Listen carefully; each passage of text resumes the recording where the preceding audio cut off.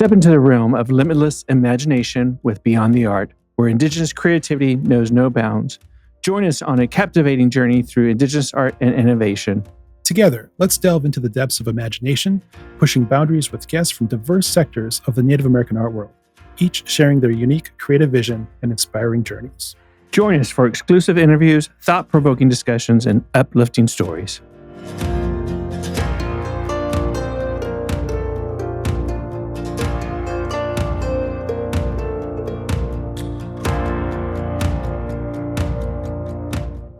To Beyond the Arts, and today we are joined by Jennifer Younger. Jennifer, it's great to have you with us today. Would you be able to talk a little bit about your background and what got you interested in metalwork and jewelry making? Hey, good morning. Thank you for having me. Boy, that's kind of I feel like it's such a loaded question. Where do I begin? I've always had an interest in art, and it's just kind of something I grew up doing, drawing and painting and things like that. And I really wanted to get into some sort of art form that was related to my Tlingit heritage. And it started out with learning spruce root basketry, and I got to work with my mom and learn that. And it didn't really fully capture my interest. And when I had the opportunity to do some metalwork with Nicholas Galanin, who is an amazing multidisciplinary artist himself, I took that opportunity, and he was really gracious and like getting me started with all the tools that I needed to do metalwork. And I don't know why, but that just really captured me.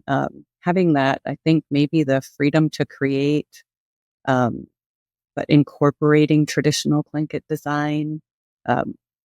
So I kind of consider myself obsessed with it. I'm sitting here in my shop now, and it's like my happy place, and I could be here 24/7 just working on stuff. Right on. Mm-hmm. Well, let's talk a little bit about that journey. Where did your younger days, where did it really begin to pick up and that interest started? And I guess if you could just kind of walk us through to where we are today. Well, I'll say back in my time, back in the day, about the time I was graduating from high school, the thought of being an artist, you would be a starving artist, right? Like, artists don't make money. How are you going to support yourself?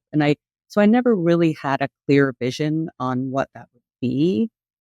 So I just, out of high school, went into the workforce and, supported myself and had different jobs and whatnot. And I just never really felt like art was an opportunity. And I don't know, I don't really have any regrets of like not getting into art earlier in my, life. I didn't start doing metalwork until I was 40.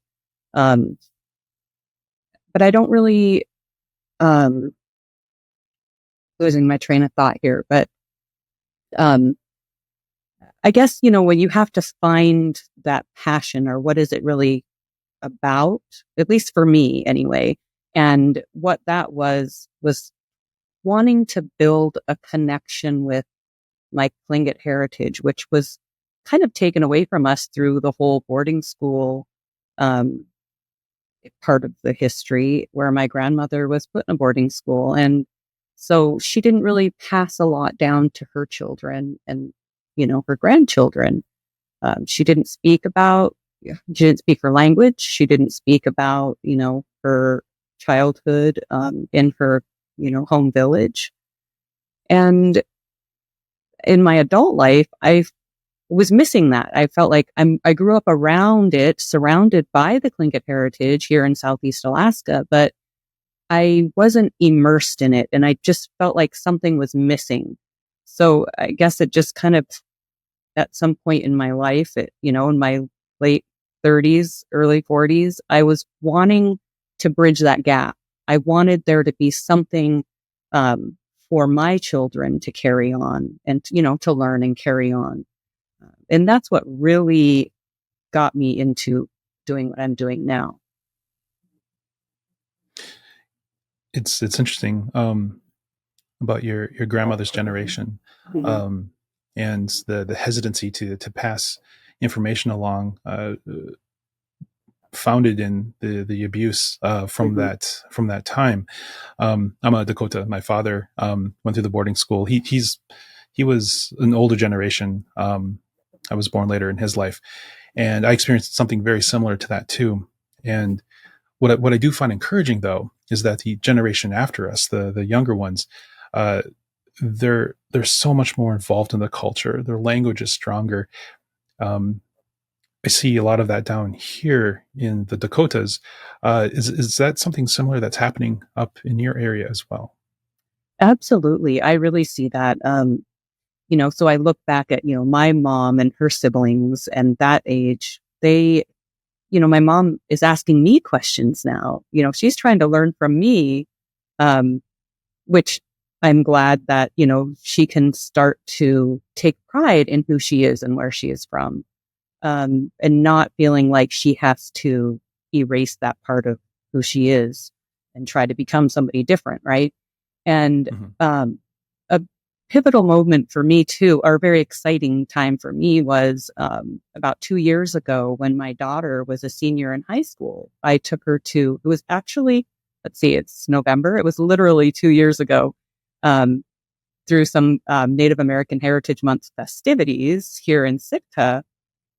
We went to watch, dance groups. Then there were dance groups from all over the state of Alaska, different dance groups. And last to perform was the local Tlingit dance group. And my daughter, she's sitting next to me and she says, "How does one join dance?" And I thought, oh my gosh, you want to join dance?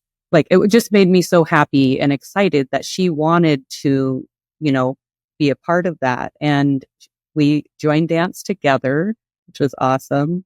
And now she's away at college. She's taking Tlingit language class. Um, so I really am so excited to see this transition, of the younger generation taking pride in who they are and where they come from. And if that's what makes like what I'm doing special to me is if I can inspire the next generation, by it sounds, I mean, somebody might say, oh, it's jewelry or, it's whatever. It's like, to me, if I can make contemporary jewelry incorporating traditional form line design so that we don't lose that form line design and the next generation is excited about it. Yeah, that makes me happy. So I did want to ask you about that. How do you approach that fusion into your pieces? The contemporary designs with the traditional techniques. For me, it's kind of it's sensitive. When I was working with Nicholas Glannon's father, Dave Glannon, we spent a lot of time just like looking at design, and he was talking. He taught me more about form line design, about the balance and the proper flow and the negative and the positive space and all of that. And the one thing that he said to me, he's like, you can do whatever you want, just do proper form line. So when I'm trying to work on pieces that are contemporary or kind of abstract, I always have that voice in my head, am I doing the proper balance? It's, and there's some things I still wonder about. But another thing like elders do say is we were always evolving and always changing with the times. So I try to respectfully, do that. Well, I'm of the position that looking at traditional work from the past, that was all contemporary work of the time, right? Right. I mean, it's Right. always contemporary. Yeah. Yes. So the Tlingit form line design is very intricate and detailed. Can you walk us through that process of like initial concept through a finished piece? What does that look like for you? Boy, I don't know. I'll get in trouble by my teachers by admitting that I don't do a lot of drawing. That's, Okay. I mean, and maybe that's maybe more when you're still learning form line design. I have a collection of books that I have, from like traditional pieces and older artists, and I'll look at their work um, to just kind of maybe make sure I'm doing things correctly as far as the form line goes. But for me, I don't draw out a design if I get a commission. I usually like the freedom of taking a piece of metal. Let's just say it's going to be a cuff, a cuff bracelet. And I'll take that piece of metal and just lightly sketch out my design with a pencil on there. And I usually have a general idea of what I'm going to do. And then I'll just kind of get started, and it's very, very loose as far as like the actual, what the outcome will be, because I feel like you can be halfway through something and it can totally change. Your whole idea can totally change. So I love that freedom. That's just really important to me to keep me kind of happy in what I'm doing. Um, so I'll just start with a sketch and then put it on the vise and start engraving. And it's very free flowing, though. Very free flowing process for me. Hmm. Is there like a particular, maybe a challenge or a reward for how do I say this? Yeah, what are some of the challenges and some of the rewards in crafting jewelry with silver and copper specifically? And how do you ensure that each piece is unique? What is it about that process that sort of gives that sort of unique touch to different pieces? Well, I think what's like important to me is that I don't like to use patterns too. So I don't take like this pattern. Like if I'm going to make, say I have 4 orders for a bracelet with an eagle on it, I don't take a pattern and put it onto each piece. My design style may be similar for each bracelet, but I just like to freehand my design. Like I said, do the light sketch so that each one, like every piece that I sell or, that is shared, is one of a kind. And that is special to me too. I've had people say, well, why don't you get an apprentice? Or why don't you, I don't know, you can laser this, you could do that. But to me, like just the slow handmade, I just find that special, and it's important to me to do it like that. Hmm. Uh, could you share an experience of one of your pieces that had sort of a cultural significance for someone? Was there something that kind of stands out with one of your Oh pieces? boy. Let me think. I've had like some pretty amazing opportunities to create. And this is actually beyond metalwork. But I think probably one of the biggest honors I've had is to be asked by the herring protectors. I was commissioned to do what we call a tana. It's a copper shield. Um, in our culture, it's a sign of stature and wealth and protection. And the herring protectors here in Sitka is an organization drawing awareness to the overfishing of the herring in our area. And, going back to that whole disconnect from my Tlingit heritage, because of the boarding schools, from going from that to being asked by the opposite clan to create for them for their cause, that was very special to me. Hmm. Your work has been featured in numerous exhibitions and publications, including Vogue. How does it feel to have your art showcased, and what are you hoping that people take away from seeing your work? So, having yeah, that was quite a highlight to be featured on the cover of British Vogue, Lily Gladstone. That was very amazing and very awesome. And kind of a little backstory about that, being from Yakutat, Alaska, living in a small town. And then we also lived remotely from town. As a little girl, I remember my mom would, when she would go to town, I'd be like, can you get me some magazines? And she would bring me fashion magazines. So to go from that to feeling so removed from, the fashion world and, the big city and whatever, to having a piece of mine on the cover of British Vogue, that I was very, very, very cool. That was pretty exciting. But the significance to me is, when I first started, I had this idea, in my mind, I'm thinking, I kind of joked around with like somebody and I'm like, I want to go global. I want to go big. And it, it was because I want the world to see, like, we have this amazing art form that's still here. It's not something of the past, it's not something you find in museums. It's still being created. And there are so many amazing, like, form line artists in Southeast Alaska, in British Columbia, in Washington. So to me, the farther I can reach and draw people in, like, they may not necessarily like what I do, but maybe it'll draw them into seeing like some other amazing artists that we have here. Mm. Yeah. I think that's one of the wonderful things about our community is that the connection that we all have and the discovery around every corner. Yeah. And to me, it's important to build community. And like, I do a lot of collaborating. I love collaborating with other artists because, it's just fun to see how we can work together and shine a light on each other's work and uplift each other. And, Absolutely.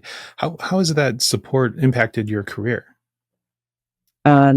Support through the The collaborations. community building, the collaboration. Yeah. Oh gosh, yeah, that's been huge. I've had some wonderful collaborations like with Thunder Voice Hat Company, um, the new Manitoba.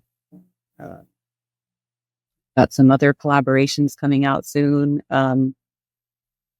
It obviously, like, I don't know, shares more of my work with the world. But if we can keep that like a revolving door and I collaborate with other artists, it just keeps helping us rise up. Is how I look at it anyway. Yeah. Yeah. How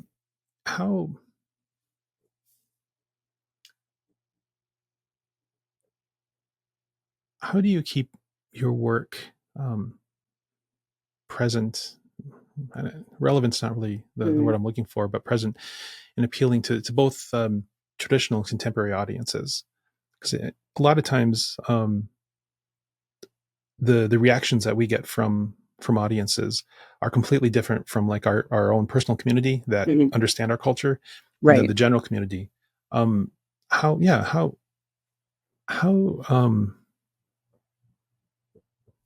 Well, there are different audiences, right? Like, I guess, I don't know if that is kind of, I think of, I incorporate a lot of floral design, a lot of floral patterns into, and this kind of goes towards the question maybe of appropriation versus appreciation. And I know there are people who are non-native who are sensitive to that, right? And they'll see my work if I'm at a market doing a show, and they'll say, "Well, oh, this is beautiful, but can I wear that?" And I'm like, "Well, yes, I'm not going to make anything with any clan designs, and if I did, I'm not going to sell it. I'm not going to have it on my table for sale." So I've done a lot of like wild rose patterns or forget-me-nots or maybe any other custom floral pattern that somebody would want. But incorporating the floral and then maybe adding just like a small little form line butterfly. It's kind of like this intro to, Northwest Coast art, and maybe they don't feel as, like it's overbearing, or it's like the gentle approach to, yes, you can wear this. um, It is interesting watching the interaction between the different audiences, right? right. Yes. Those from our community are very excited, very engaged when they see work that they understand. Mhm. And there's a hesitancy to the non-native audience where they encounter your work. And do you find that they're hesitant in engaging, or a little more cautious? How do you how's that experience been for you with the audiences? It's a mix of kind of a little bit of everything. You get non-native supporters who are super excited, and they want to learn, and they're super excited about it, and they ask questions, and that's wonderful. But there are a lot of people, I really don't know how to explain it, but they kind of, it's encountered mostly, when you're in a public space at a market or doing a show, and um, they might walk by but keep a distance, without even asking any questions. And I don't know where that fear comes from. But yeah, it hasn't really been anything bad. Um, I'm hoping conversations like this, where we can talk about it, and just educate people that it is okay to buy and wear if you're supporting an Indigenous artist or community. Mm-hmm. Yeah, I get the sense from a lot of the folks that go to these places, they don't want to offend the artists. Right. They don't want to feel like they're stepping on toes or being inappropriate. Yeah. Yeah, I usually tell people, just don't be afraid to ask questions, asking instead of just, assuming. Mm-hmm. In your work, are there any modern techniques or materials that you've incorporated into your work, or do you prefer to stick to traditional methods? I really prefer to stick to traditional methods. I like incorporating like spruce root, because I mentioned earlier that I did do some spruce root weaving. I did learn that from my mom, and I know all the hard work it took to collect those roots. So even though I didn't continue with weaving, I've got, a lot of roots that I've collected, and I like to incorporate those into my like copper pieces, because it feels so organic. And so I could do like a bracelet and weave in some spruce roots just to do, which I like kind of that organic copper. Um, and I like finding, like old trade beads, um, and stuff like that. Recently, I've added some of the like Czech crystals, like to the body chain pieces that people seem to like. But yeah, I mostly am working with copper and silver. I do some work with gold. I've yet to get into, doing any stonework. Someday I might have time to learn that. I don't know. Right on, right on. So, looking back at your career so far, what have been some of the most rewarding moments for you as an artist? Really, well, recently, which I mean, I honestly, I have been like, I'm kind of fumbling here, because I feel like I've had so many amazing things happen, and I feel so fortunate. And recently, there was the first Indigenous Fashion Collective gala, um, and I was awarded for Jeweler of the Year in LA for that event. And Congratulations. that was amazing. Like, I'm just, honestly, I feel like I'm living the best life. Like, it's hard for me to call this a job. It's what I do full time to support myself, but it, I could be out here 24/7. I feel like I just have so many ideas in my head still. And I just like, I'll come out here and say, okay, what am I going to work on? And I start working on something, but I'm in the back of my mind, I'm like, I got to hurry up because I have this other idea, So, I mean, it's been amazing. Just I don't think very many people are as lucky as I am to be doing what they absolutely love day in and day out. Mhm. You sort of moved into the next question, which is great. How do you stay inspired and motivated in your artistic practice? I don't know. I tell people I see that I'm literally obsessed. um, looking back at old things, I always say like looking back takes me forward because you can look back and browse, you can look through like museum collections, um, and look at the older things, and that's inspiring. Um, yeah, I don't know. I feel like my mind is going in like a million directions with ideas. It really is. But looking back at a lot of old things, like I said, museum collections, looking through books and stuff, um, it just kind of sparks ideas. And yeah, and I love, like I said, collaborations, or if someone calls and says like, kind of this idea. And then sometimes the light bulb just goes right off and I'm like, okay, I got you. How about do you engage in mentoring or in teaching at all? And if you have, what has that experience been like for you?